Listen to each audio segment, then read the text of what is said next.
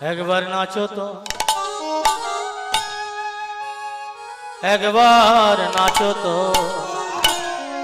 একবার নাচো তো, একবার নাচো তো, একবার নাচো তো,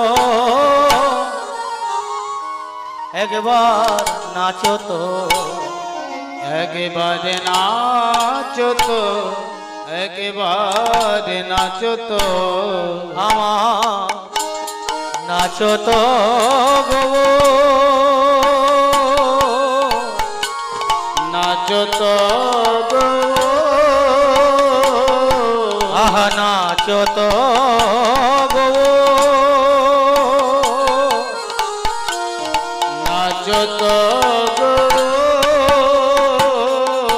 আহা শিবাশয়া আঙ্গিনার মাঝে আজ বাহু তুলে গোরা নাচে,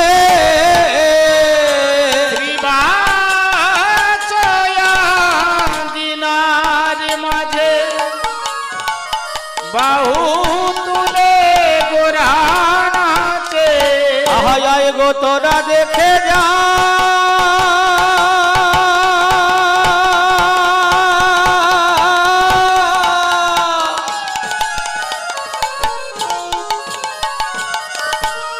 আমার গোরা নেচে যা,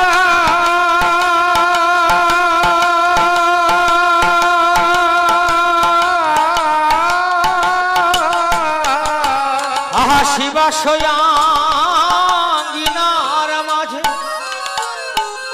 বাহু তুলে গোরা নাচে, ওই রাত্রিবাচয়াঙ্গিনার মাঝে বাহু তুলে গোরা নাচে, আহা রাঙা পায়ে,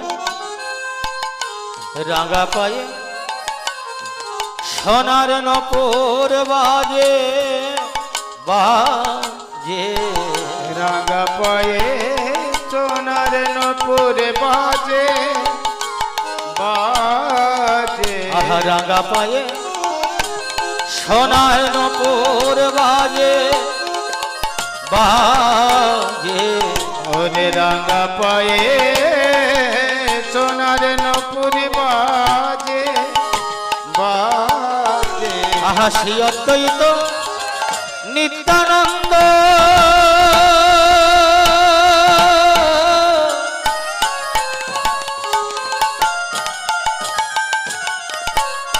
শিবাসে গদাধর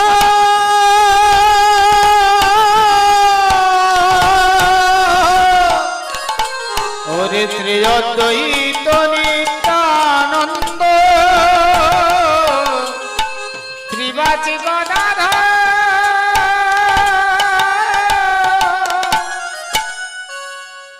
মা এই বাচ্চাগুলো নিয়ে নেন, এরকম অসুবিধা হবে, এখানে এরকম চলবে না। পঞ্চতত্ত্বের আবির্ভাব, যাও তোমরা বসো, বসো, যাও, যাও ওখানে বসো, যাও।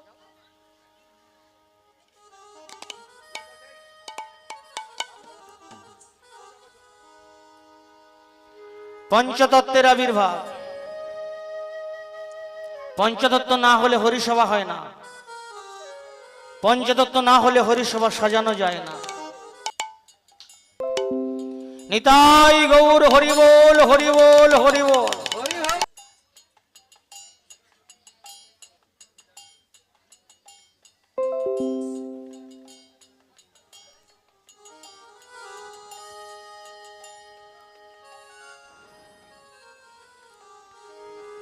যে যুগে যে অবতার সেই ধর্ম সার, অন্য ধর্ম আচরিলে জীব না হইবে পার। কলিকালে ধর্ম পালন করতে হলে যুগ ধর্ম পালন করতে হবে। যুগ অবতার যে না মানে শাস্ত্র উল্লেখ করলেন সে ধর্ম করবে না, ধর্ম তার হবে না। তারে কি বলে উল্লেখ করলেন? যুগ অবতার যে না মানে তারে অসুরের মধ্যে গণে। পাঁচটা তত্ত্বের আবির্ভাব। পাঁচটা তত্ত্ব কে কে? ওই যে বললেন শ্রী অদ্বৈত, নিত্যানন্দ, শ্রীবাস, গদাধর। আরেকটা পরে বলবো। এই চার তত্ত্ব কোন মহাশক্তির প্রকাশ হলেন? শ্রী অদ্বৈত মহাদেব মহাবিষ্ণু মিলিত এই কলিকালে মহাশক্তির প্রকাশ হয়ে গেলেন শ্রী শ্রী অদ্বৈত আচার্য।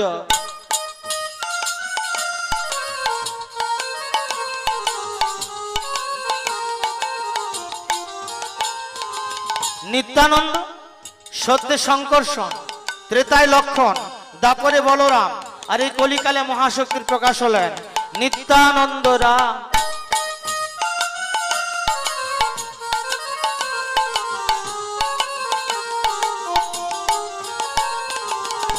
শ্রীবাসাচার্য, দেবর্ষি নারদ, ভগবানের ইচ্ছায় প্রকাশ হলেন, ভগবানের শক্তিতেই প্রকাশ হলেন। সেই দেবর্ষি নারদ আমাদের এই কলিকালে মহাশক্তির প্রকাশ হয়ে গেলেন শ্রীবাস আচার্য।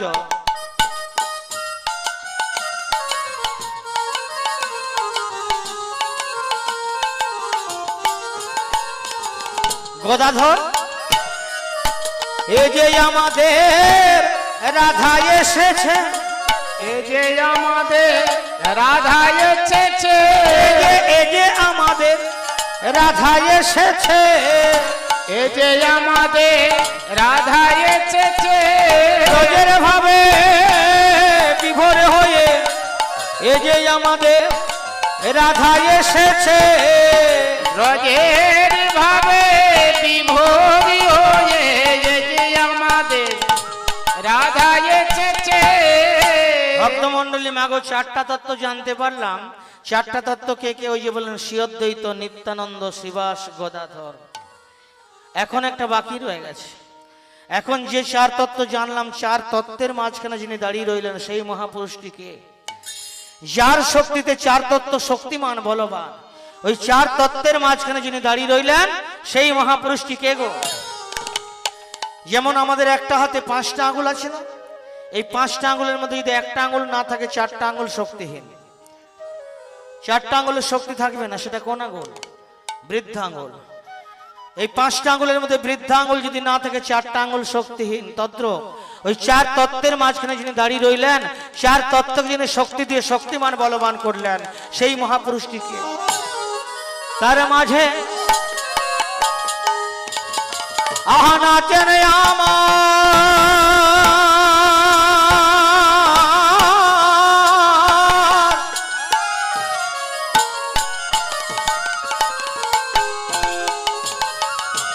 আমার গৌরাঙ্গ সুন্দর,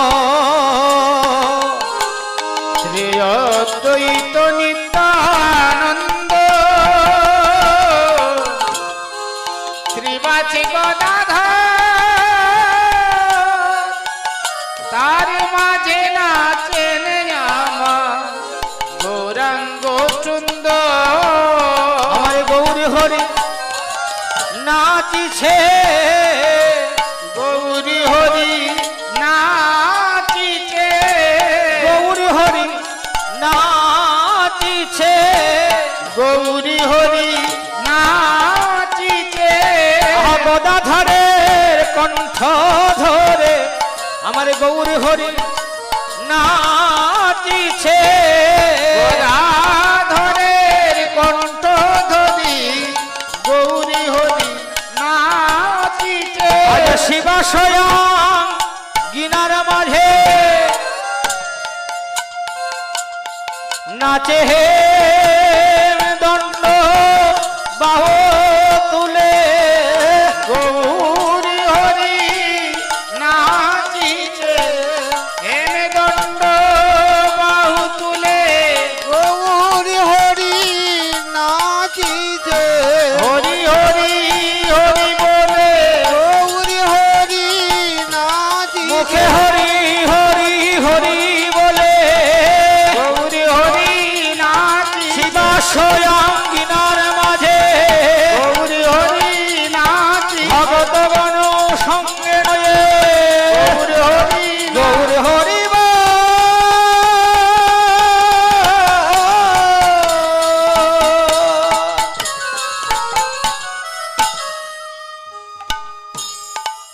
বাসুদেব ঘোষ কহে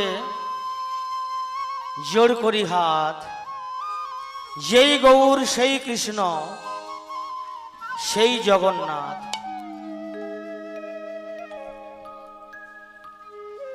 বাসুদেব ঘোষ কহে জোর করি হাত, যেই গৌর সেই কৃষ্ণ সেই জগন্নাথ। এদের ভিন্ন করো না, ছোট বড় দেখো না, স্বতন্ত্র বুদ্ধিতে দর্শন করলে অপরাধ হবে। এই কথাটা বাসু ঘোষ কেন লিখলো জানেন? উনি ছিলেন গৌর প্রেমিক। আস্তে আস্তে আস্তে আস্তে আস্তে আস্তে, কথা হবে না এখন, সারাদিন তো কথা বলছেন, একটু চুপ করে থাকুন, আয়ু বাড়বে। শান্ত আস্তে, হরিসভায় এসেছেন, এটা মনে রাখবেন, অপরাধ হবে।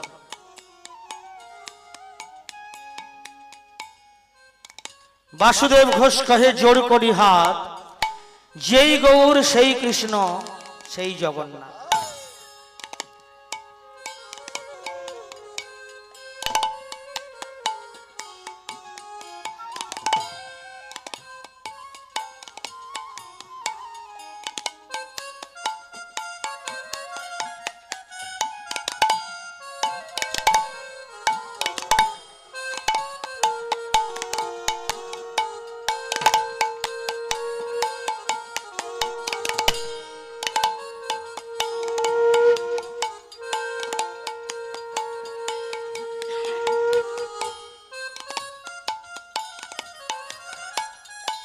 জয় নিতাই।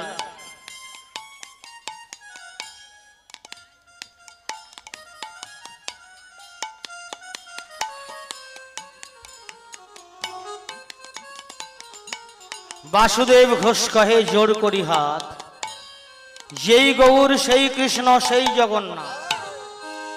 ছোট বড় দেখো না এদেরকে, এনাদের একাকার। যদি দেখেছ মরেছ। বাসু ঘোষ কথাটা কোথায় লিখেছিলেন জানেন? অনেকে গেছেন হয়তো, কেউ কেউ গেছেন, সবাই নয়। পূর্ব মেদিনীপুর তমলুক বলে একটা জায়গা আছে বাবা, ওখানে আছে বাসু ঘোষের শিপাট। কোনদিন যদি গিয়ে থাকেন একটু দর্শন করে আসবেন।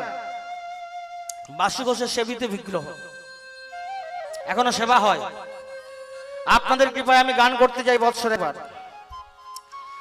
তো বাসু ঘোষ আস্তে আস্তে বাবা, আস্তে, কথা হবে না, কথাগুলো কানে আসছে, আস্তে ছোট করুন। এই কথাটা বাসু ঘোষ ওই তমলুকে লিখেছিলেন। বাসুদেব ঘোষ কহে জোর করি হাত, যেই গৌর সেই কৃষ্ণ সেই জগন্নাথ। কেন লিখেছিলেন? বাসু ঘোষ ছিলেন গৌর প্রেমিক। আপনাদের কৃপাতে অনেক মহাজনের পদাবলী আমি কীর্তন করি, কিন্তু বেশিরভাগ মহাজন কৃষ্ণ প্রেমিক হন, গৌর প্রেমিক হন না। বাসু ঘোষ ছিলেন গৌর প্রেমিক। কেন লিখেছিল কথাটা এইবারে বলি। হঠাৎ করে বাসু ঘোষ তার কাছে এসে একজন বলছে, জানো গৌর হরি অন্তর্ধান হয়ে গেছে। বাসু ঘোষ কথাটা শোনা মাত্র যে বলছিল তার মুখটা চেপে ধরলো। চুপ করো, চুপ করো, চুপ করো, বলতে নেই, বলতে নেই, বলো না। সত্যি বলছি, আমি মিথ্যা কথা বলছি না। গৌর হরি অন্তর্ধান, গৌর হরি অপ্রকট হয়ে গেছে। বাসু ঘোষ বিশ্বাস করেনি, কথাটা বিশ্বাস করেনি। কেন করবে? যে যাকে ভালোবাসে তার বিপদের খবর, কোনো অঘটন, এগুলা বিশ্বাস হয় না, এটা ভালোবাসার লক্ষণ। বাসু ঘোষ বিশ্বাস করেনি গৌর হরি অন্তর্ধান হয়ে গেছে, এ কথাটা কানে নিল না। কিন্তু দুদিন ধরে যখন গৌর দর্শন পেল না, বাসু ঘোষ বিশ্বাস করতে বাধ্য হলো। এতক্ষণে কথাটা ভাবছে, হ্যাঁ গো, ও যে বলছিল গৌর হরি অন্তর্ধান, সত্যিই কি অন্তর্ধান? গৌর হরি অপ্রকট হয়েছেন, সত্যিই কি গৌর হরি অপ্রকট হয়েছেন? প্রভু গো, এ কি করলে তুমি? কেউ না জানুক, তুমি জানো। আমি গৌর ছাড়া জানি না, আমি গৌর ছাড়া বলি না, আমি গৌর ছাড়া লিখি না। আমি তোমার বাল্য লিখেছি। বাসু ঘোষের পদাবলী শুধু গৌরের পদাবলী, হাজার হাজার পদাবলী। আমি তোমার বাল্য লিখেছি, কৈশোর লিখেছি, আমি সন্ন্যাস লিখেছি, আমি তোমার অন্তলীলা লিখতে পারবো না। যেখানে গৌর নেই সেখানে আমার কোনো শান্তি থাকবে না, যেখানে গৌর নেই সেখানে আমার কোনো আনন্দ থাকতে পারে না। গৌর আমাকে ফাঁকি দিল, আমি আত্মহত্যা করব। কি প্রেম বাবা! ওই বাসুঘোষ ওই তমলুকে আত্মহত্যা করতে গেছিল, মরতে গেছিল গৌর বিরহে। আমরাও মরতে যাই অনেকে, পুত্রের জন্য, কন্যার জন্য, সংসারের জন্য, কিন্তু গৌর গোবিন্দের জন্য কজনে আমরা ত্যাগ স্বীকার করি? এত ত্যাগ আমাদের নেই। ওই বাসুঘোষ জানেন গৌর বিরহে মরতে গেছিল, আত্মহত্যা করতে গেছিল। কি করে? জীবন্তের সমাধি নিতে গেছিল। কি হয়েছিল ঘটনাটা জানেন? মাটি কুড়ে, মাটির গর্ত করে গর্তের মধ্যে প্রবেশ করেছে, একটু একটু করে নিজেই মাটি নিতে শুরু করেছে। মরবে বলে মাটি নিতে নিতে যখন বাসুঘোষ গোলাপ দি মাটি নেওয়া হয়ে গেছে, আর বদনখানা বাকি আছে, তাহলেই শেষ হয়ে যাবে। এমন সময় গৌর হরি কোথা হতে ছুটে এসে ওই বাসুঘোষের হাতটাই ধরে টেনে তুলছে। বাসু, একই রে বাবা, এই তুই আত্মহত্যা করতে চলেছিস। আত্মহত্যা মহাপাপ। আত্মহত্যা যে করে ঊর্ধ্বগামী হয় না, অধোগামী হয়। আত্মহত্যা যে করে তার পুনর্জন্ম হয় না, প্রেতাত্মা হয়ে ঘুরে বেড়াতে হয়। তুই আত্মহত্যা করতে চলেছিস। বাসুঘোষ তখন কি বলেছিল? প্রভু, এমন আয়ু নিয়ে বেঁচে থাকতে চাই না, যে আয়ু নিয়ে বেঁচে থেকে তোমায় দর্শন পাবো না, যে আয়ু নিয়ে বেঁচে থেকে তোমার কথা লিখতে পারবো না। আমি তোমার বাল্য লিখেছি, আমি তোমার কৈশোর লিখেছি, আমি তোমার সন্ন্যাস লিখেছি, আমি তোমার অন্তলীয় লিখতে পারবো না। প্রভু, আমি নরকে যাব, তবু তোমাকে ছাড়া আমি বাঁচতে চাই না। গৌর হরি অন্তরটা কাঁদিয়ে দিল, গৌর হরির চোখে জল এনে দিল। বাসু, আমাকে এত ভালোবাসিস, আমার প্রতি এত ভক্তি তোর, আমার প্রতি এত আকুলতা। এই তোর মতো ভক্তকে ছেড়ে আমি কোথায় যাব রে? তোর মতো ভক্ত ছেড়ে যে আমি যেখানে যাব আমি কোনো শান্তি পাবো না রে। তোর ভক্তিতে বাঁধা রইলাম, তোর প্রেমে বন্দী হলাম।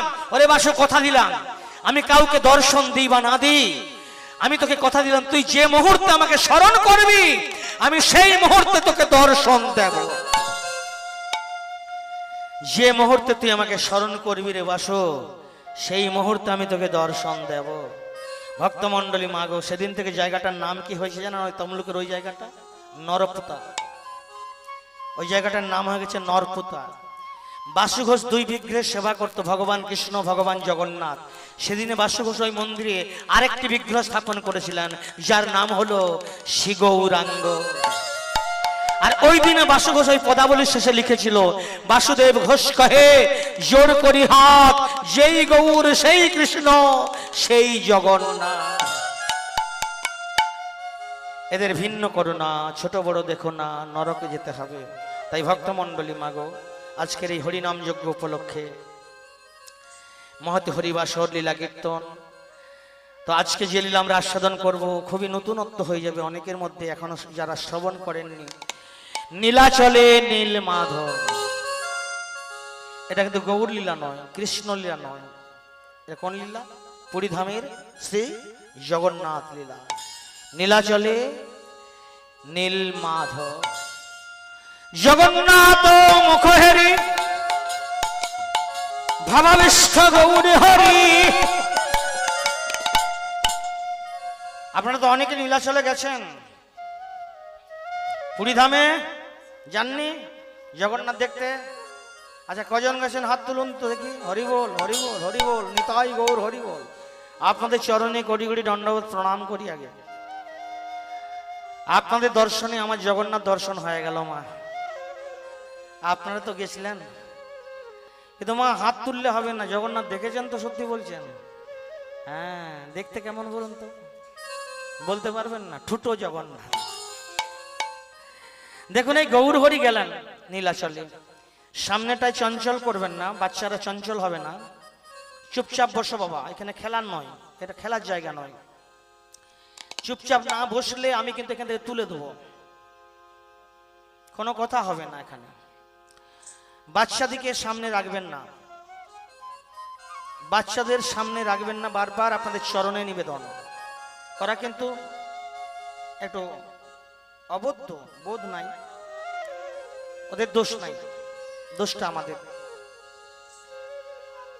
হ্যাঁ, কীর্তন হচ্ছে শান্তি, এখানে ভাবের কথা হবে।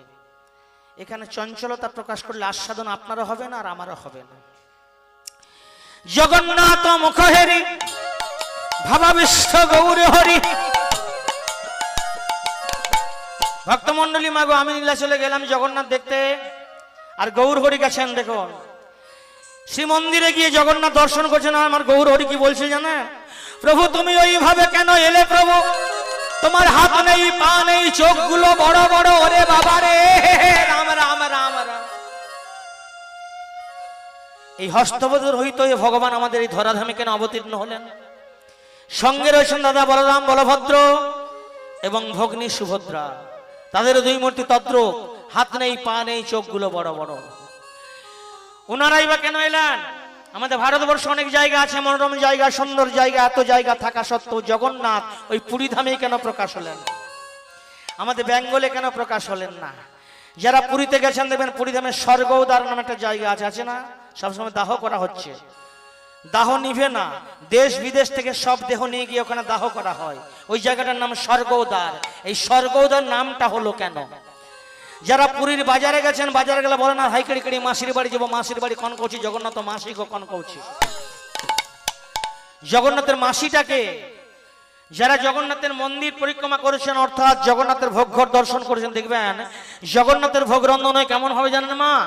আমাদের গ্রামাঞ্চলে শহরাঞ্চলে অনেক মঠ মন্দির আছে বাবা, ভগবানের ভোগ রন্ধন প্রত্যেকেই কম বেশি করে দর্শন হয়েছে, কিন্তু জগন্নাথের ভোগ রন্ধন একটু অন্যরকম। কিরকম? ওই ভাণ্ডের উপর ভাণ্ড চড়ি, হ্যাঁ, অনেকগুলো ভাণ্ড, সবার নিচে অগ্নি সংযোগ হবে, কিন্তু রন্ধন হবে প্রত্যেকটা ভাণ্ডে একই রকম, কোনোটা আগে হবে না, কোনোটা পিছিয়ে হবে না। এইভাবে জগন্নাথের ভোগ রন্ধন কেন? এবং জগন্নাথের পাণ্ডারাই বা কারা? প্রত্যেকটার মধ্যে তত্ত্ব এবং তথ্য আছে। কৃপা করে ধৈর্য ধরলে সবগুলো বলবো, অধৈর্য হলে কিছু বলবো আর কিছু জয়নি তাই করে দেবো। সরাসরি বলে দিলাম, এত এত জায়গা থাকতে ওই জগন্নাথ ওই পুরী ধামে কেন প্রকাশ হলেন? দুটো কারণ আছে, একটা নয়। এটা গৌণ, অন্যটা মুখ্য। ধৈর্য ধরলে দুটোই বলবো, অধৈর্য হলে একটা বলবো আর একটা জয়নি তাই। এত এত জায়গা থাকতে ওই জগন্নাথ ওই পুরী ধামে কেন প্রকাশ হলেন? গৌর হরি দর্শন করছেন, আর কি বলছেন এবার শুনুন কথাগুলো। প্রভু তুমি ওইভাবে কেন এলে প্রভু? তোমার হাত নেই, পা নেই, চোখগুলো বড় বড়, ওরে বাবা রে। সবাই জানে প্রভু তোমার যে মূর্তিটা ওটা হলো কাঠের মূর্তি। জগন্নাথের মূর্তি কাঠের, তাই তো? কিন্তু প্রভু কাঠের মূর্তি সবাই জানে। কি কাঠের ওটা কজন জানে? হ্যাঁ, কি কাঠের ওটা? শুধু আমি জানি।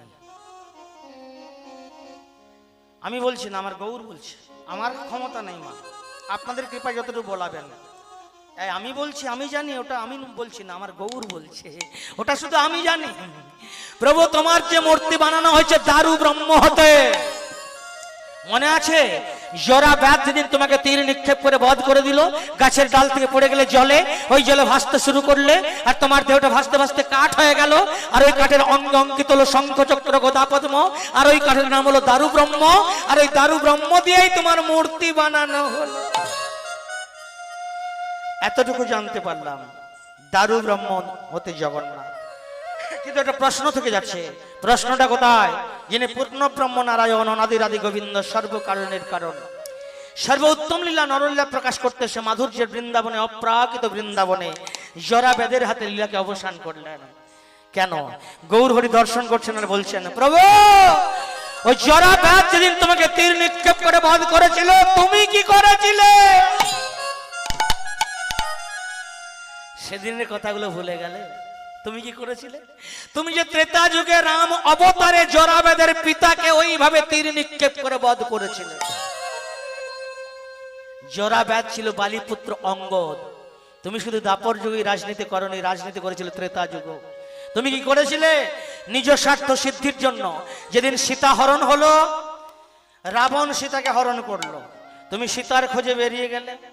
খুঁজতে খুঁজতে বুঝতে পারলে রাবণ হরণ করেছে, লঙ্কাপুরীতে যেতে হবে। যাবো কি করে লঙ্কাপুরীতে? সেতু বন্ধন হলে তো লঙ্কাপুরী যাব। তুমি কি করেছিলে? সুগ্রীবের সহযোগিতা চেয়েছিলে। সুগ্রীব তোমায় বলেছিল, প্রভু আমি তোমাকে সহযোগিতা করব, আমার বানর সেনার সহযোগিতা, এই বানরগণেই সেতু বন্ধন করবে, সেই সেতু পার হয়ে তুমি তোমার সীতা উদ্ধার করবে। তবে প্রভু এমনি এমনি সহযোগিতা করব না। কেন? তোমাকে জগতে ভালোবাসে এমনি ভালোবাসে, তোমার পুজো করে এমনি পুজো করে, তোমার কীর্তন শুনে এমনি শুনে। কিছু পাওয়ার আশায় কেউ পুত্র চাই পুত্র দাও, অর্থ চাইলে অর্থ দাও, বাড়ি চাইলে বাড়ি দাও। আমি যে সহযোগিতা করবো এমনি করবো কেন? আমার শর্ত মানতে হবে। রামচন্দ্র বলল, সুগ্রীব কি শর্ত বলো? আমাকে কিষ্কিন্ধার রাজা বানাতে হবে, কারণ আমি জানি কিষ্কিন্ধার রাজা তো আমি হতে পারবো না। কেন? আমার উপরে আমার দাদা আছে, অধিকারটা তার। তবে প্রভু তুমি কৃপা করলে এই কিষ্কিন্ধার রাজা তো হতে পারবো। প্রভু তখন তুমি কি করলে? নীতিটাকে পাল্টে দিলে। কি নীতি পাল্টালে? জ্যেষ্ঠ ভ্রাতা হবে রাজা, বড় ভাই হবে রাজা। আমাদের সংসারে বাবা এটাই নিয়ম, বড় যিনি ওনার অগ্রাধিকার, বড় যে হয় তাকে আগে সম্মান দিতে হয়। বড় ভাই হবে রাজা, তা না করে তুমি কি করলে? ওই দু ভাইয়ের ঝগড়া বাঁধিয়ে দিলে। তুমি কি বললে? যে তোমরা দু ভাই যুদ্ধ শুরু করো, গদা যুদ্ধ। ওই যুদ্ধে জয়ী হবে, জিততে পারবে, সেই হবে কিষ্কিন্ধার রাজা। আর তোমার কথা শুনে বালি এবং সুগ্রীব দু ভাইয়ে যুদ্ধ শুরু করলো। গদা যুদ্ধ চলছে, তুমি গাছের আড়াল থেকে লক্ষ্য করলে যুদ্ধ চলতে চলতে বালির কাছে সুগ্রীব হেরে যাচ্ছে। তুমি চিন্তা করলে সুগ্রীব যদি হেরে যায় ও তো কিষ্কিন্ধার রাজা হতে পারবে না, আমি বানর সেনার সহযোগিতা পাবো না, সেতু বন্ধন হবে না, সীতা উদ্ধার হবে না। তুমি গাছের আড়াল থেকে তীর নিক্ষেপ করে বালিকে বধ করলে। বালিপুত্র অঙ্গদ ছুটে এসে তোমার চরণগুলো জড়িয়ে ধরলো। প্রভু এ কি করলে? এটা কেন করলে? আমাকে পিতৃহারা করে দিলে কেন? আমার পিতা তোমার চরণে কি অন্যায় করেছিল? নিজ স্বার্থ সিদ্ধির জন্য বিনা অপরাধে আমার সামনে আমার পিতাকে তুমি বধ করে দিলে কেন? তখন তুমি অঙ্গদকে কি বললে? ওরে অঙ্গদ, সত্যই ভুল করে ফেললাম রে, নিজ স্বার্থ সিদ্ধির জন্য বিনা অপরাধে তোর পিতাকে বধ করে দিলাম। অঙ্গদ চোখের জল মোছ, তোর মাথায় হাত দিয়ে আশীর্বাদ করছি, বল তোর কি বর চাই? আজকে তুই যা বর চাইবি আমি তাই বর দেব। অঙ্গদ তখন তোমায় কি বলেছিল? প্রভু গো, প্রভু বর যদি দিতে চাও তবে এই বর দাও, ওই যেমন হবে তীর নিক্ষেপ করে আমার সামনে আমার পিতাকে তুমি বধ করলে, আমাকেও বর দাও প্রভু, যেন ওইভাবে তীর নিক্ষেপ করে আমি তোমাকে বধ করতে পারি। অন্যায় করেছিলেন যিনি, শাস্তিটাও নিলেন তিনি। পাপ করলে প্রায়শ্চিত্ত করতে হবে, ভগবান বলে ছাড়ছুড় নেই। আমরা যদি ভাবি আমরা কলির মানুষ, আমাদের নিয়ম একরকম, ভগবানের নিয়ম আর এক রকম, এটা কিন্তু নয়। সংবিধান একটাই হবে, অন্যায় করলে সাজা তাকে নিতেই হবে। ওরে অঙ্গদ, কথা দিলাম তুই আমাকে বধ করবি, তবে ত্রেতা যুগে আমাকে বধ করতে পারবি না, কারণ ত্রেতা যুগে আমি ইচ্ছা মৃত্যু বরণ করবো। আগামী দাপর যুগে বৃন্দাবনের মাটিতে যেদিন উত্তম লীলা প্রকাশ করবো, নরলীলা, সেদিন তুই আমাকে বধ করবি রে। সেদিন তোর নাম হবে জরাব্যাধ। প্রভু তুমি গাছের ডালে বসেছিলে, জরাব্যাধ তোমাকে তীর নিক্ষেপ করে বধ করে দিল। গাছের ডাল থেকে পড়ে গেলে জলে, সেই জলে ভাসতে শুরু করলে, আর তোমার দেহটা ভাসতে ভাসতে দাপর যুগ শেষ হয়ে গেল। ঢুকে পড়লো ঘোর কলি, তোমার দেহটা কাঠ হয়ে গেল। আর ওই কাঠের অঙ্গ অঙ্কিত হলো শঙ্খ চক্র গদা পদ্ম, আর ওই কাঠের নাম হলো দারু ব্রহ্ম, আর ওই দারু ব্রহ্ম দিয়ে তোমার মূর্তি বানানো হলো। সেই থেকে তোমার নাম হয়েছে জয় জগন্নাথ, জয় জগন্নাথ, জয় জগন্নাথ, জয় জগন্নাথ, জয় জগন্নাথ,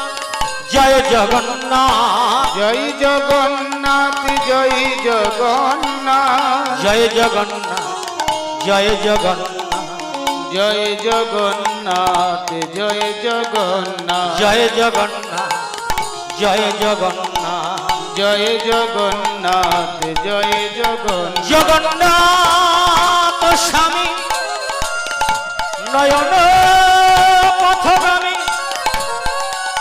ভবত মে, ভবত মে, ভবত আপন ইচ্ছায় তুমি এই স্থানে আইলা, স্থানে আইলা, জগন্নাথ রূপে জগতে প্রকাশ করিলা, প্রকাশ করিলা। ভক্তমন্ডলী মাগো ধ্যান দেবেন। এতটুকু জানতে পারলাম দারু ব্রহ্ম হতে জগন্নাথ। এটা একটা কথা আপনাদের জানিয়ে দিয়ে যাই, এখন যদি পুরীধামে যাই জগন্নাথ দর্শন করতে, এখন কিন্তু সেই মূর্তিগুলো দর্শন হবে না। যে মূর্তি প্রথম বানানো হয়েছিল দারু ব্রহ্ম হতে জগন্নাথ, এখন পুরীধামে গেল, সেই মূর্তিগুলো দর্শন হবে না। কেন? ওই মূর্তিগুলো গেল কোথায় জানেন? ওই মূর্তি পরিবর্তন হয়ে গেছে। জগন্নাথের মূর্তি পরিবর্তন হয় কখন জানেন? যে বৎসরে আষাঢ় মাস মল মাস হয়। মল মাস মানে যে মাসে দুটো শুক্লা প্রতিপদ হয়। অনেকে বলে যে মাসে দুটো অমাবস্যা হয় সেটা মল মাস। এটা সিদ্ধান্ত ঠিক নেই, কখনো হয় কখনো হয় না। যে মাসে দুটো শুক্লা প্রতিপদ হবে সেই মাসটা মল মাস হবে। যে বৎসরে আষাঢ় মাস মল মাস হবে সেই বৎসরে সেই আষাঢ় মাসে জগন্নাথের নবকলেবর হয়। এইবারে বলবো নবকলেবর মানেটা কি, ভালো করে ধ্যান দেবেন। নবকলেবর মানে হলো নতুন মূর্তি বানানো হলো, মূর্তিগুলো মন্দিরে এলো, আর পুরনো মূর্তি জগন্নাথের মন্দিরের পিছনে সমাধি দেওয়া হয়। আর পুরনো মূর্তি যে জায়গাটায় সমাধি দেওয়া হয় জায়গাটার নাম জানেন? পুরীতে গেছেন জাননি? ওখানে ওই জায়গাটার নাম বৈকুণ্ঠ ধাম। টিকিট করে প্রবেশ করতে 10 টাকা করে টিকিট করতে হয়। পরবর্তী যাবেন তো দর্শন করবেন, ওখানে দণ্ডবোধ করে আসবেন, কৃষ্ণ প্রাপ্তি ঘটবে। যে জায়গাটায় পুরনো মূর্তির সমাধি দেওয়া হয় জায়গাটার নাম হলো বৈকুণ্ঠ ধাম। আর এই নতুন মূর্তিকে তারপরে প্রতিষ্ঠা করা হয়, এটাকে বলে নবকলেবর। অতএব এখন যদি পুরীধামে যান জগন্নাথ দর্শন করতে, এখন কিন্তু সেই মূর্তিগুলো দর্শন হবে না, পরিবর্তন হয়ে গেছে। আরেকটা কথা জানাবো, যেদিনে জগন্নাথ প্রতিষ্ঠা হন রাত্রিবেলায় মা, দিনের বেলা নয়। নিয়ম আছে কি জানেন? যেদিনে জগন্নাথ প্রতিষ্ঠা হবেন সারা পুরীধামে কারো বাড়িতে কারেন্টের আলো জ্বলবে না। সরকার থেকে লাইনকে কেটে দিতে হয়, প্রত্যেক বাড়িতে দীপ দীপ করে প্রদীপ জ্বলবে। এই নিয়ম পরিবর্তন করতে কারো শক্তি হয়নি। প্রত্যেক বাড়িতে লাইনকে কেটে দেওয়া হয় সরকারের থেকে, প্রত্যেক বাড়িতে দীপ দীপ করে প্রদীপ জ্বলে। আবার নিয়মটা শুনুন, সারা পুরীধামে পান্ডার বাড়িতে বাড়িতে খোঁজ করে দেখা হয় সব থেকে বয়স্ক পান্ডা কে আছেন, সব থেকে বৃদ্ধ পান্ডা কে আছেন। সারা পুরীধামে খোঁজ করার পরে সব থেকে বয়স্ক পান্ডা যিনি, ওই পান্ডাকে নিয়ে এসে জগন্নাথের প্রতিষ্ঠা করা হয়। আপনাদের প্রশ্ন জাগে না? পুরীধামে পান্ডার শেষ নেই, হাজার হাজার পান্ডা, লক্ষ লক্ষ পান্ডা, যাদের বাহুবল আছে, যাদের অর্থ বল আছে, যাদের যোগ্যতা আছে, যাদের ক্ষমতা আছে, এত পান্ডা থাকা সত্ত্বেও সব থেকে বয়স্ক পান্ডা দিয়ে কেন জগন্নাথের প্রতিষ্ঠা হয়? কারণ জানেন? কারণ হলো ওই জায়গায় যে পান্ডা দিয়ে জগন্নাথের প্রতিষ্ঠা হয় 1 মাসের মধ্যেই ওই পান্ডার মৃত্যু ঘটে। আমি গল্প বলতে আসিনি, সত্যিটা যারা বাসনা থাকলে লক্ষ্য করবেন কোন বৎসরে আষাঢ় মাস মল মাস হয়। 12 বৎসর অন্তর অন্তর আষাঢ় মাস মল মাস। আপনাদের কৃপায় নবকলেবর আমি দর্শন করেছি, তাই এতগুলো কথা বলতে পারছি। যে পান্ডা দিয়ে জগন্নাথের প্রতিষ্ঠা হয় 1 মাসের মধ্যেই ওই পান্ডার মৃত্যু ঘটে। এই কারণে সব থেকে বয়স্ক পান্ডা দিয়ে জগন্নাথের প্রতিষ্ঠা করা হয়। এখন কথা হলো, যে ভক্তের দ্বারা জগন্নাথ প্রকাশ হলেন ভক্তটি কে? ভক্তের নাম কি? কোথাকার ভক্ত? এমন ভাগ্য কার? এবং গ্রন্থ কি বলছে? ইন্দ্রদমন নামে রাজা অবন্তী নগরে, ওরে ইন্দ্রদমন নামে রাজা অবন্তী নগরে,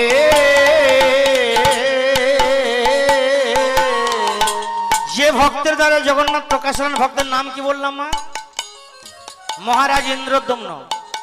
কি নাম বললাম? মহারাজ ইন্দ্রদম্ন।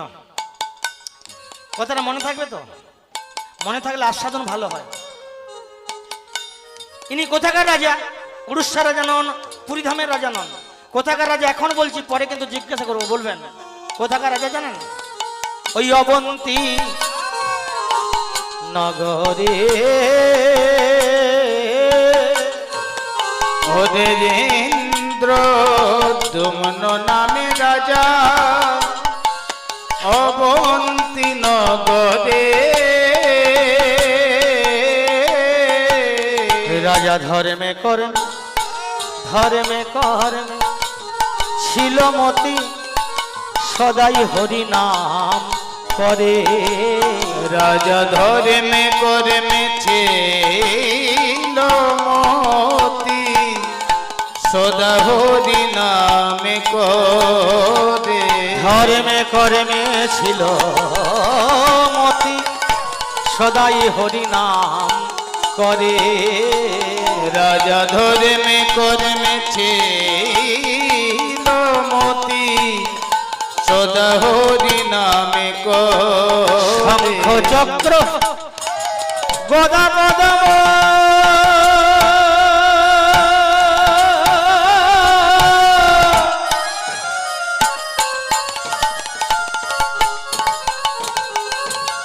রাজা অন্তরে ভাবিয়া ওরে শঙ্খ চক্র গদা পদ্ম, রাজা অন্তরে ভাবিয়া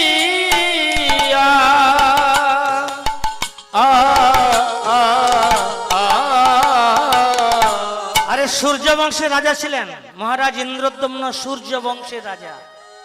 কিন্তু আশ্চর্য কি জানেন, সূর্য বংশের রাজা হলে হবে কি সদা হরিভক্তি পরায়ণ, হরির কথা চিন্তা করেন, শঙ্খ চক্র গদা পদ্মকে স্মরণ করে সবসময় ব্যস্তই থাকেন। কিন্তু আশ্চর্য ওই জায়গায় রাজা হরিভক্তি পরায়ণ হলে হবে কি রাজার একটা দুঃখ আছে। এই জায়গাটা অনেকের অবাক লাগে, হ্যাঁ গো, এত বড় রাজা, রাজ অট্টালিকার মালিক, যার কোনো অভাব নেই, তার দুঃখ কিসে? এই কথাটা ভুল কথা। অভাব নেই বলে দুঃখ থাকবে না, কে বলেছে? এটা বাস্তব দৃষ্টান্ত শোনাই আপনাদের। এক জায়গায় গান করতে গিয়ে আমার চোখে পড়লো, ভদ্রলোকের সম্পত্তি দেখে অবাক হয়েছিলাম। ১,৫০০ বিঘা সম্পত্তির মালিক, 25খানা বাড়ি করেছে, ৭৫খানা গাড়ি কিনেছে, 2খানা সোনার দোকান। তবে ব্যাংকে কত টাকা রেখেছে খবরটা পাইনি, ওটা পাওয়া যাবে না। লক্ষ্য করলাম তার বাড়িতে কীর্তন করতে গিয়ে সম্পত্তি বলার মতো, বাড়ি আছে, গাড়ি আছে, অর্থ সম্পত্তি সব আছে, কোনো অভাব নেই। কিন্তু ওই ভদ্রলোককে আমার গোবিন্দ একটা দুঃখ দিয়েছে। দুঃখটা কোথায়? তার তো অভাব নেই। দুঃখটা কোথায় জানেন? বাড়ি আছে, গাড়ি আছে, অর্থ সম্পত্তি সব আছে, কোনো অভাব নেই। কিন্তু ওই ভদ্রলোককে আমার গোবিন্দ এমন একটা রোগ দিয়েছে, ওই সারা দিনের মধ্যে একখানা রুটি খেয়ে দিন যাপন করতে হবে। লিভারে নাই নেই, কি হবে সম্পত্তিতে? বিশাল অট্টালিকায় কি হবে? এটা কেন হয়? কর্ম যেমন ফল তেমন। জন্ম তোমার যেখানে হোক, কর্মটা ভালো করো। রাজা হরিভক্তি পরায়ণ হলে হবে কি রাজার দুঃখটা কোথায়? তার স্ত্রী রানীটাকে জানেন? রানীর নাম হলো গুন্ডিচা। রানী গুন্ডিচা হলো হরি বহির্মুখী। কথাই বলে না, যাহা চাই তাহা ভুল করে যাই, যাহা পাই তাহা চাই। ঠিক তাই, রাজা একাকী করেন ভজন, নয়ন ভাসাইয়া। রাজা একাকী করেন ভজন, নয়ন ভাসাইয়া। রাজা একাকী করেন ভজন, নয়ন ভাসাইয়া। রাজা একাকী করেন ভজন, নয়ন ভাসাইয়া। রাজার নয়ন ধারা বিরাম নাই রে, নয়ন ধারা বিরাম নাই রে। হরি তোমার হলাম বলে নয়ন ধারা বিরাম নাই রে। হরি তোমার হলাম বলে নয়ন ধারার বিরাম নাই রে। একবার দেখা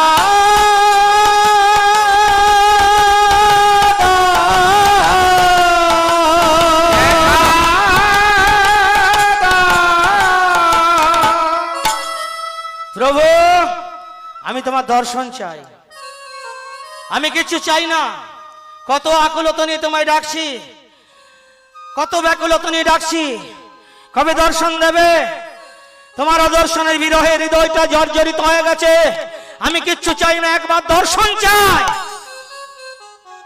লক্ষ্য করেছেন, 1 মাস, 1-2 দিন নয়, 1 মাস হয়ে গেছে।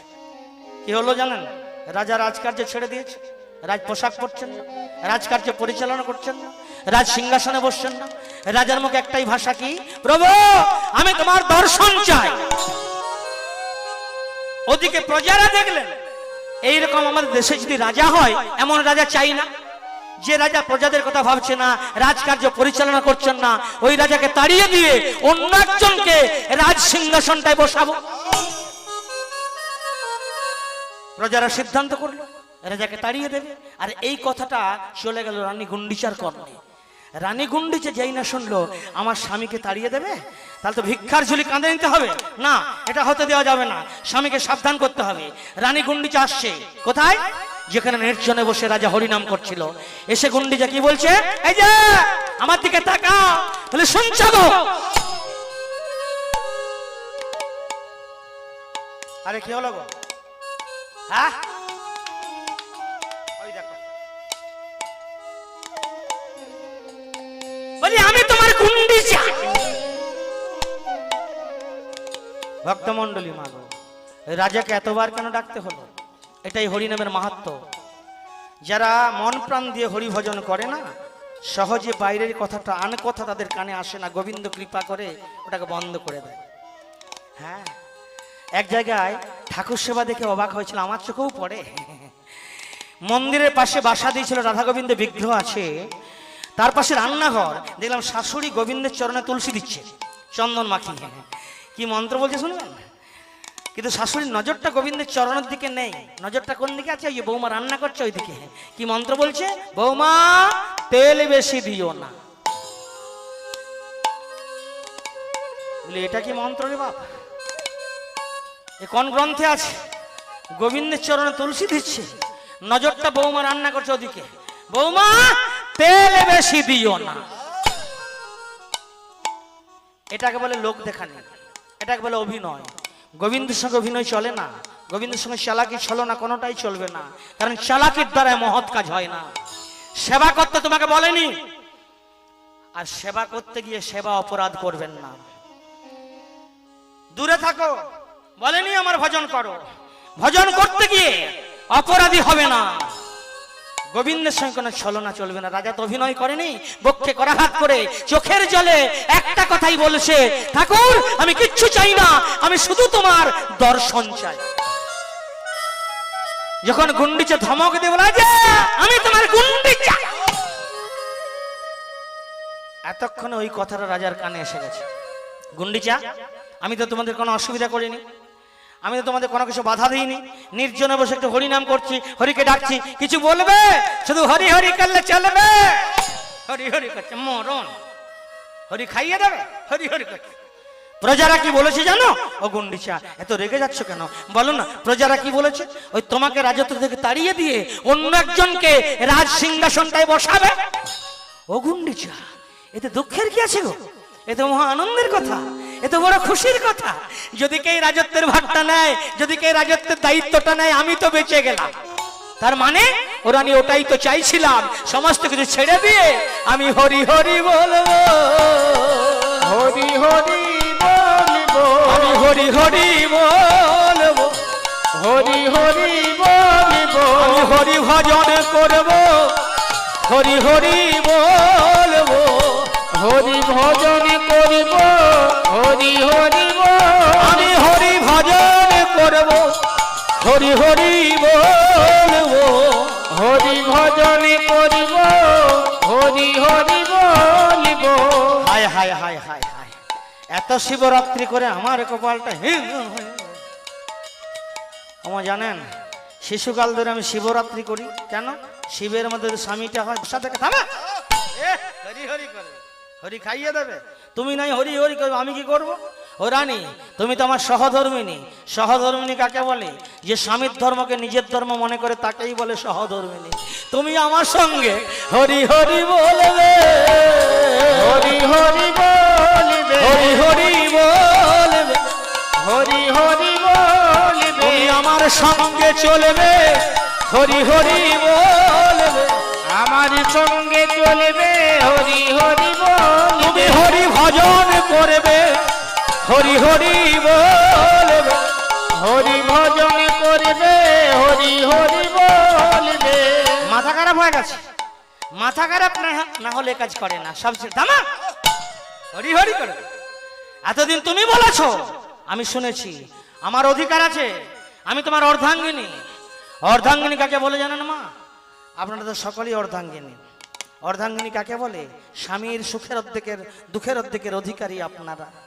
গুন্ডিচা বলে এতদিন তুমি বলেছো, আমি শুনেছি, আমার অধিকার আছে, আজ থেকে আমি বলবো, তুমি শুনবে।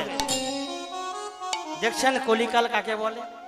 কলিকালের সৎ পথে চলা বড় কঠিন মা। এই হরিনাম শুনতে এসে অনেকের হরিনাম শোনা হয় না। কেন? ওই বসার পরেই যিনি শুনবেন তিনি ওখানে থাকে না। কি হয়? ওই হরিসভায় বসার পর থেকে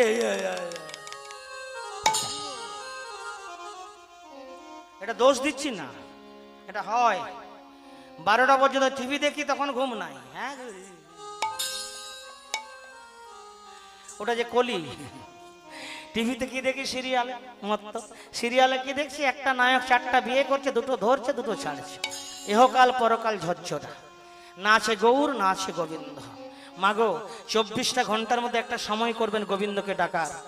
যার জন্য সব পেয়েছি, বাড়ি পেয়েছি, গাড়ি পেয়েছি, অর্থ পেয়েছি, এই সুন্দর দেহটা পেয়েছি। অনেকে খরা হয়ে জন্মগ্রহণ করেছে, অনেকে অন্ধ হয়ে জন্মগ্রহণ করেছে, অনেকে বোবা হয়েছে, আমি তো সব সুন্দর পেয়েছি। তাতে যদি গোবিন্দের জন্য একটু সময় না দিই, আমার মতো স্বার্থপর জগতে একটাও পাবেন না। 24টা ঘন্টার মধ্যে প্রত্যেকের জরুরি একটা সময় গোবিন্দকে ডাকার সময় করে নেওয়া। একটা সময়।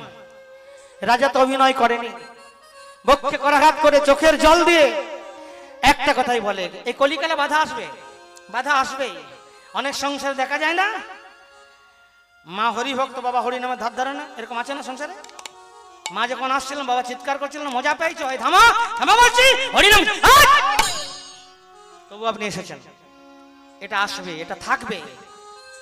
এটাকে অতিক্রম করে এগিয়ে যাওয়াটা আমাদের মনুষ্য জন্মের সার্থকতা। আবার অনেক সংসারে দেখা যায় বাবা হরিভক্ত, মা হরি নামে ধার ধারে না। বাবা যখন আসছিল, মা তো জোর করে কিছু বলতে পারে না, হাত উঠিয়ে দেয়, ওই পিছন থেকে বিবড়ি করে না,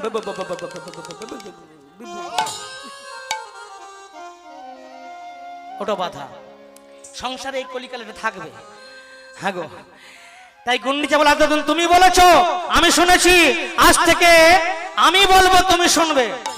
কথাগুলো শোনো, আমি সংবাদ পাঠিয়েছি, আগামীকাল প্রজাগণ আসবে তোমাকে দর্শন করতে। 1 মাস দর্শন দাওনি, আগামীকাল রাজ পোশাক পরবে, কণ্ঠে রত্নহার পরবে, আগামীকাল রাজ মুকুট পরে রাজ সিংহাসনটায় বসবে। এই আমার শেষ কথা। রানী গুন্ডিচা কথাগুলো বলে দিয়ে চলে গেল। অন্তর্যামী ভগবান কি বললেন? রানী, এত বড় স্পর্ধা, এত বড় সাহস, যার মাথার মুকুটমণি আমি হলাম তাকে পরাবি রাজমুকুট, যার হৃদয় সিংহাসনে আমি বসে আছি তাকে বসাবি রাজ সিংহাসনে, যার কণ্ঠের হার হয়ে আমি রইলাম তাকে পরাবি রত্নহার। দেখবো কেমন পারিস। আজকে রাত্রির মধ্যে আমারও খেলা আমি শুরু করে দেব। এই কথা তো অন্তর্যামী ভগবান বললেন। কিন্তু মহারাজ ইন্দ্রদম্ন কি বলছে? ঠাকুর, আমি কি করব? এক চাইলাম আর এক হয়ে গেল। আমার স্ত্রীর ইচ্ছা পূরণ করবো না, নিজের ইচ্ছাটা পূরণ করব। আমি তো তোমার দর্শন চাই, আমি কিচ্ছু চাই না। কত আকুলতা নিয়ে ডাকছি, কবে দর্শন দেবে? ও গো হরি,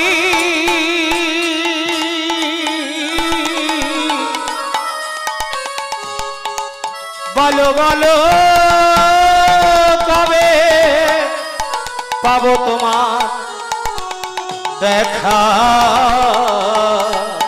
ও গো হরি,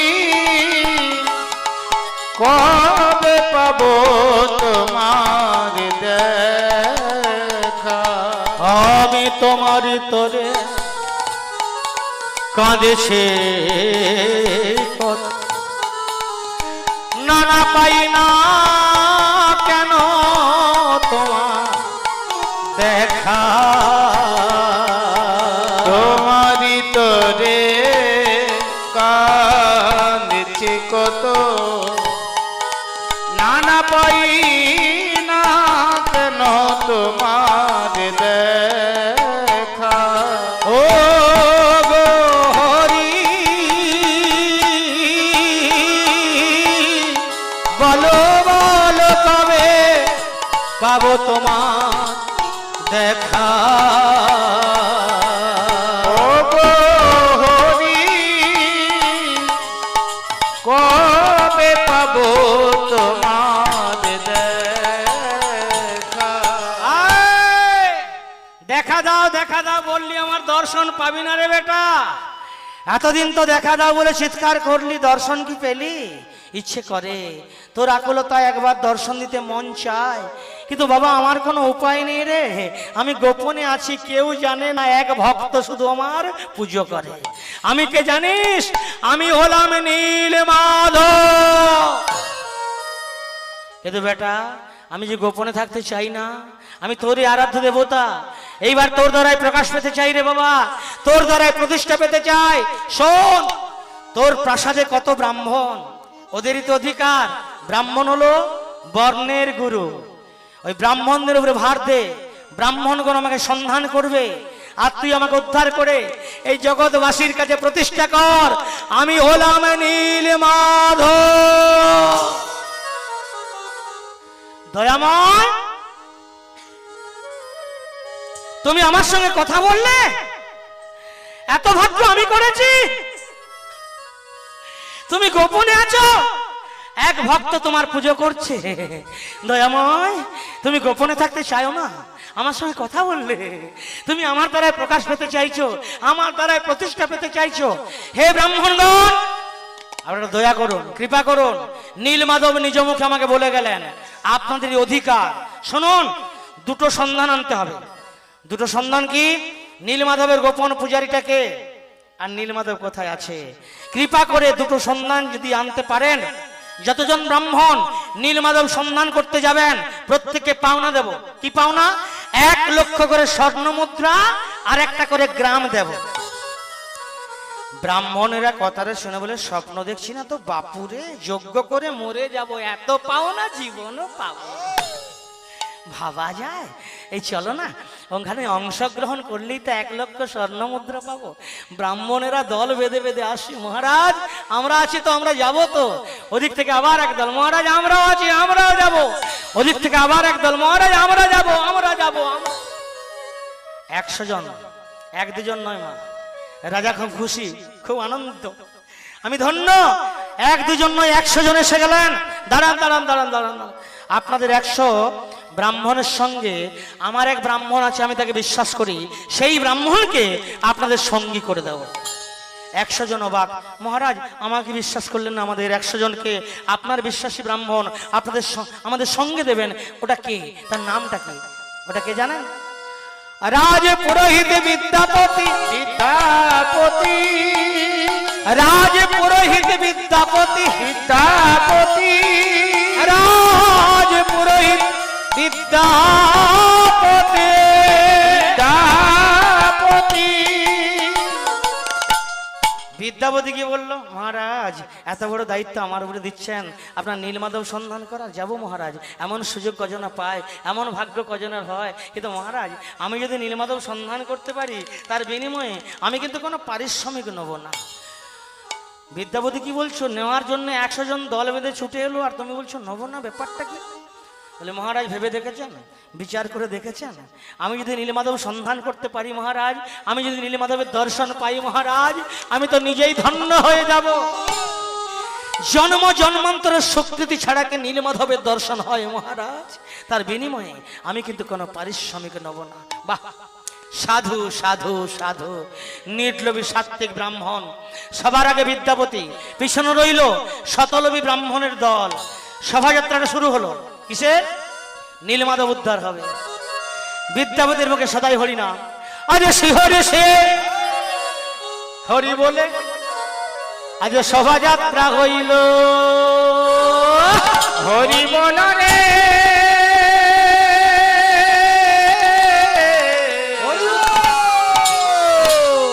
হরি বল রে,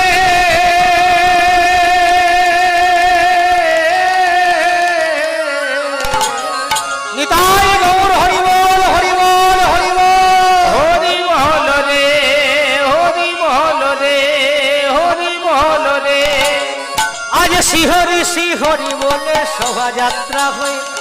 শ্রীহরি শ্রীহরি বলে শোভাযাত্রা, শ্রীহরি শ্রীহরি বলে শোভাযাত্রা হইল। নানা দেশে দেশান্তরে ঘুরিতে লাগিল, নানা দেশে দেশান্তরে ঘুরিতে লাগিল, নানা দেশে দেশান্তরে ঘুরিতে লাগিল, নানা দেশে দেশান্তরে ঘুরিতে লাগিল, নানা দেশে দেশান্তরে দেশে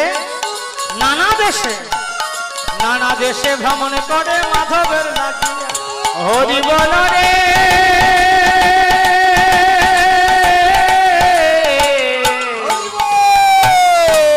হরি বল রে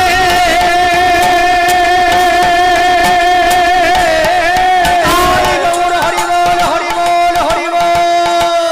হরি বল রে হরি বল রে হরি বল রে নানা দেশে ভ্রমণ করে মাধবের লাগিয়া।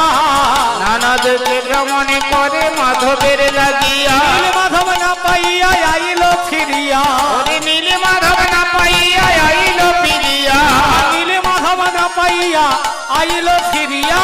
নীল মাধব না পাইয়া আইল ফিরিয়া সন্ধান মিলে না সন্ধানে মিলি না সন্ধান মিলে না সন্ধানে মিলি না এমনি করে লোভী জনার সন্ধান মিলে না। এমনি করে লোভী জনার সন্ধানে মিলি না নীল মাধব না পাইয়া আইল ফিরিয়া। নীল মাধব না পাইয়া আইল ফিরিয়া পথের মধ্যে বাধা। আরে বৃষ্টি পড়ছে গো, বৃষ্টি এলো, প্রাকৃতিক দুর্যোগ।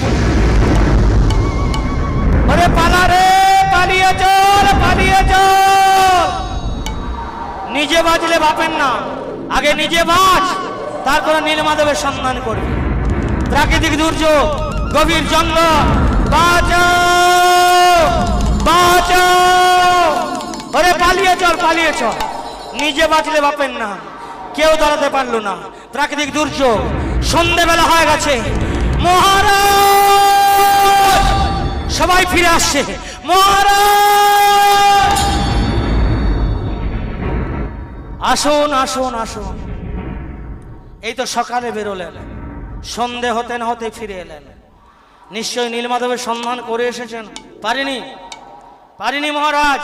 প্রাকৃতিক দুর্যোগ, গভীর জঙ্গল, সন্ধে হয়ে গেছে, আমরা প্রাণ নিয়ে ফিরে এসেছি। বেশ করেছেন, ভালো করেছেন। আপনাদেরকে বলিনি প্রাণটা দিয়েও নীলমাধব সন্ধান করুন, একথা কিন্তু বলিনি। কিন্তু আপনাদের সঙ্গে যে বিদ্যাপতিকে সঙ্গী করে দিলাম, বিদ্যাপতি কোথায় দেখছেন মা? সবাই ফিরেছে, বিদ্যাপতি ফিরেনি। কেন বিশ্বাস করে? বিশ্বাস করার কর্ম সে করে। সবাই ফিরেছে, বিদ্যাপতি ফিরে আসেনি। সে কোথায়? ও তো ফিরে আসার কথা ভাবেইনি। মৃত্যু ভয় তুচ্ছ করে গভীর জঙ্গলে প্রাকৃতিক দুর্যোগের মাঝে তার মুখে একটাই ভাষা, দেখা দাও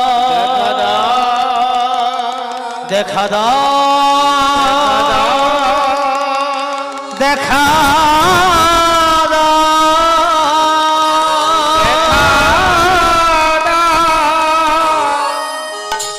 পেটে ক্ষুধার জ্বালা, কণ্ঠে তৃষ্ণার জ্বালা, অন্ধকারে পথ দেখা যাচ্ছে না, গভীর জঙ্গল, চারিদিকে পাহাড় পর্বত।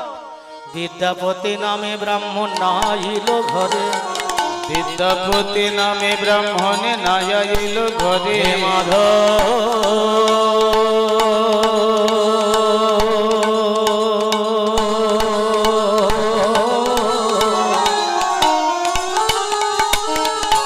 ওহে মাধব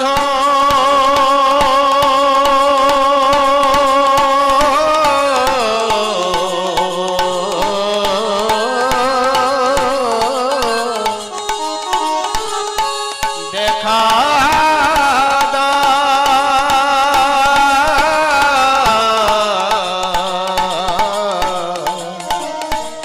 ওহে মাধব দেখা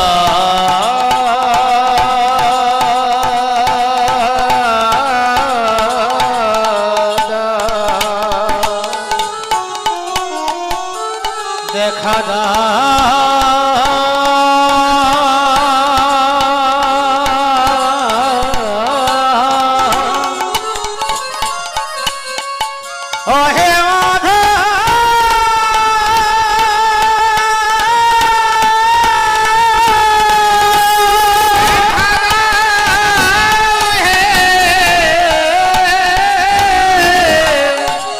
ওহে মাধব দেখা দাও দেখা দাও হে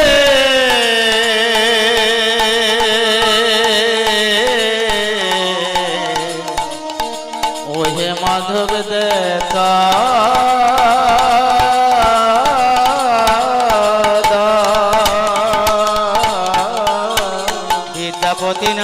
ব্রাহ্মণ আইল ঘরে, বিদ্যাপতি নামে ব্রাহ্মণ নায়া এল ঘরে, মাধবের সন্ধানের লাগি দেশান্তরে ঘুরে, মাধবের সন্ধানের লাগি দেশান্তরে ঘুরে, মাধবের সন্ধানের লাগি দেশান্তরে ঘুরে, মাধবের সন্ধানের লাগি দেশান্তরে ঘুরে, সন্ধান মিলে না, আর মিলে না, সন্ধান মিলে না, আর মিলে না, যার লাগি প্রাণ কাঁদে সন্ধান মিলে না, যার লাগি প্রাণ কাঁদে সন্ধান মিলে না, মাধবের সন্ধানের লাগি দেশান্তরে ঘুরে, মাধবের সন্ধানের লাগি দেশান্তরে ঘুরে, দেখা দাও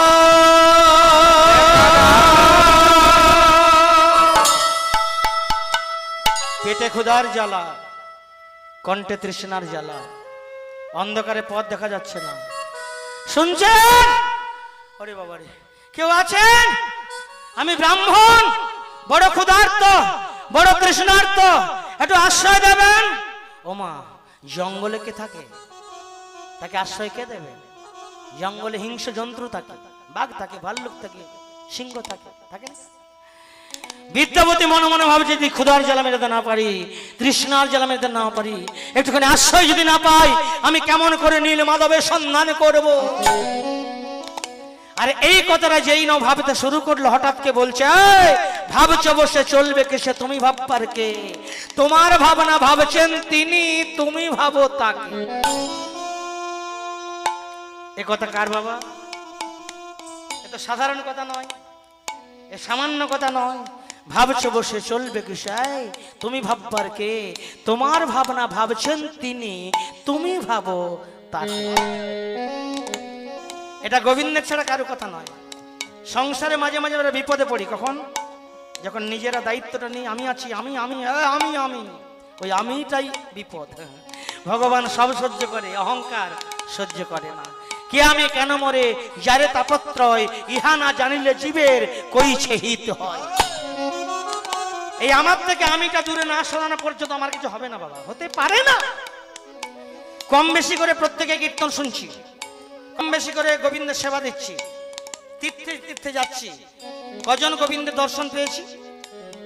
হ্যাঁ, দর্শনের জন্য তো ডাকিনি আমরা। বৃন্দাবনে গেলাম, গোবিন্দ মন্দিরে গিয়ে কি বলছি, এ গোবিন্দ, ছেলের যদি চাকরি হয় অষ্টম প্রহর করা।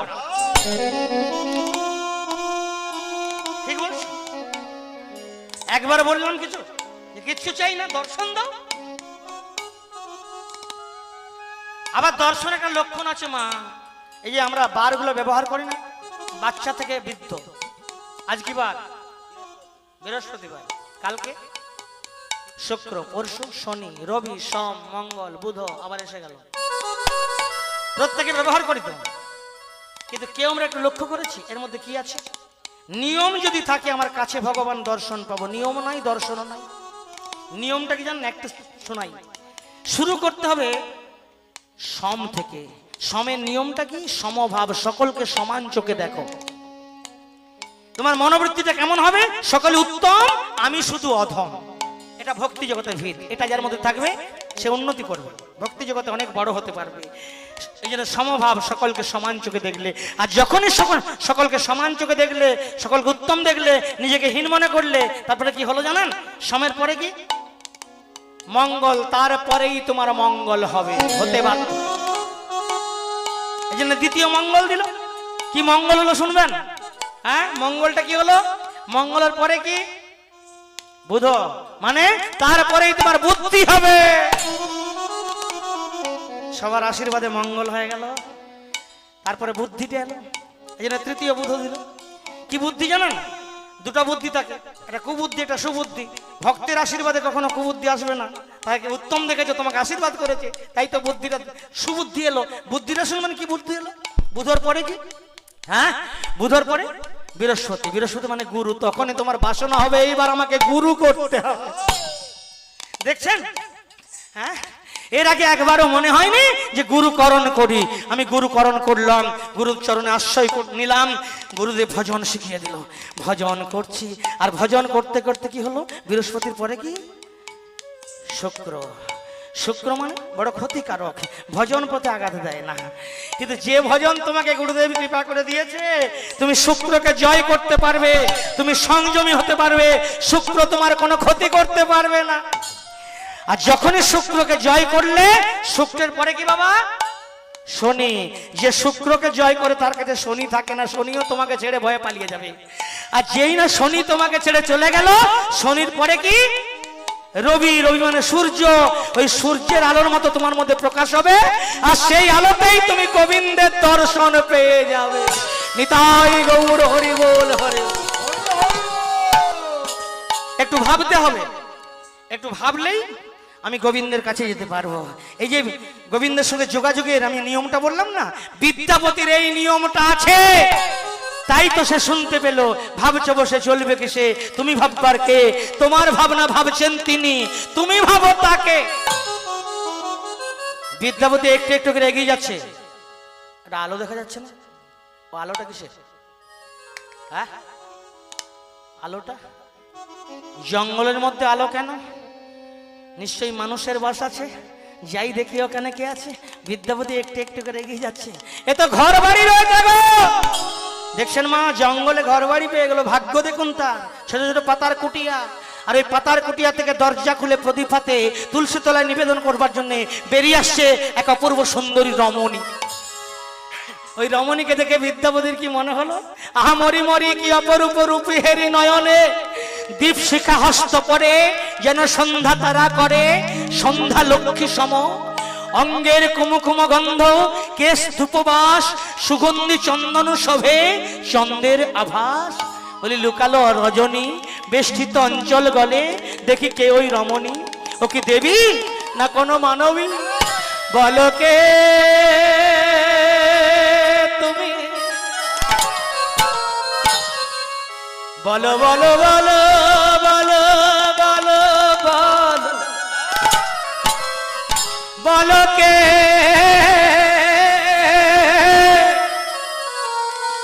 তুমি দাঁড়াইয়ে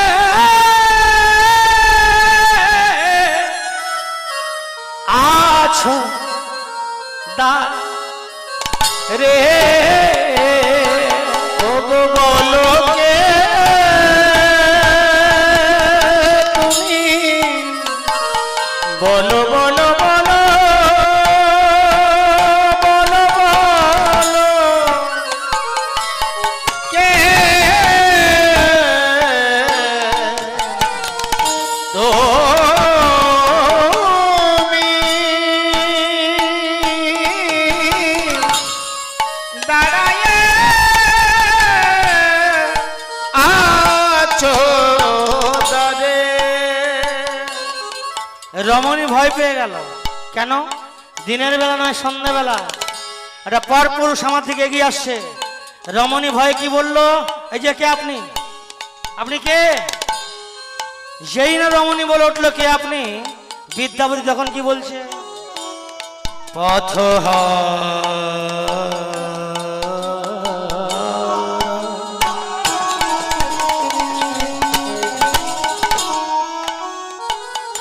পথে কি আমি পথহারা,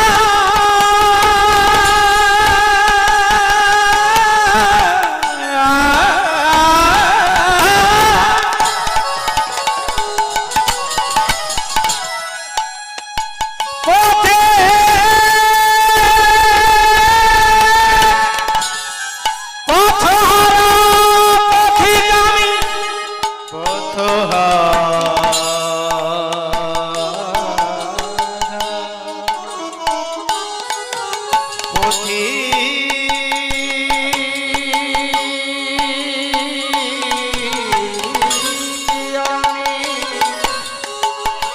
পথি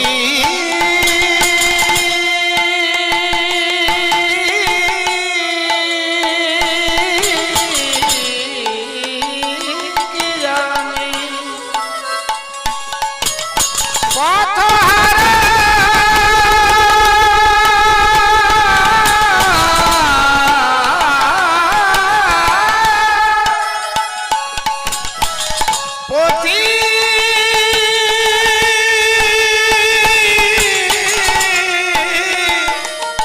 পথহারা পথি আমি পথহারা পথিক আমি করুণা করুণা